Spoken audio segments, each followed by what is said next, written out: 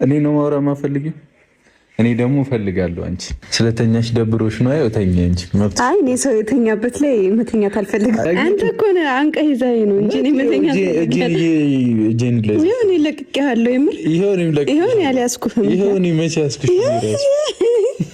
ትኬት ቆርጫለሁ የዱባይ እና አብረን ሄደን ከችግራችን ጋር ተፋጠን እናወራና በሰላም ወደ ቤተሰቦቻችን እንመለስ። እኔ አልሄድም ዲሎም ስርዓት አትይዥም እንዴ?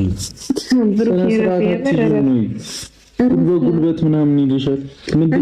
ጉልበት አይደለም እኮ ስነ ስርዓት ይዤ በቃ ተይ። ምን ታየኛለሽ?